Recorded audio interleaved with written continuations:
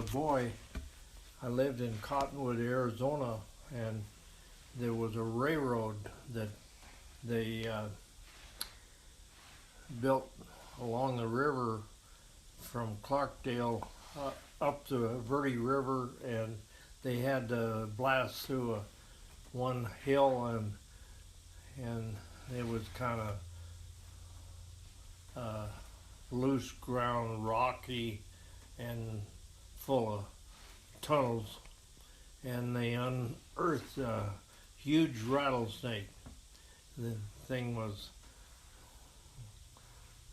said big as your leg and about 15 feet long.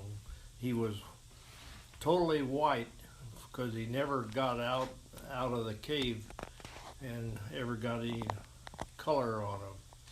And so he'd been living off of other snakes, eat other snakes and animals.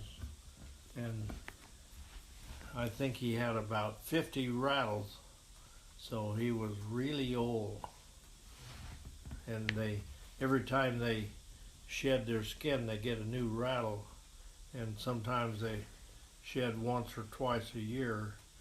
Usually, you figure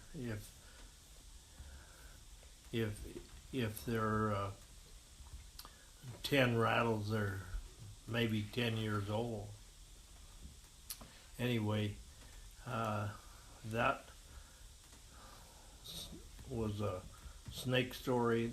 Then in 1954, I worked for the Forest Service out of Flagstaff, Arizona, and there's a volcanic lake called Stoneman Lake, and the whole mountain is nothing but volcanic rock, and there's all kinds of caves and tunnels, and there's one that I know where the entrance is, and people would go down in there, and you could walk a mile or two down there, and there was some guys that were in there, and they were walking along, and they saw this log there, and they stepped on the back of the log and it happened to be a big rattlesnake, and he was alive. And so they hurried up and got out of there, and nobody would ever go down in that cave again. In fact, I wouldn't go down in there because they knew that there was a huge rattlesnake, and he was about as big as a log. So I should tell you about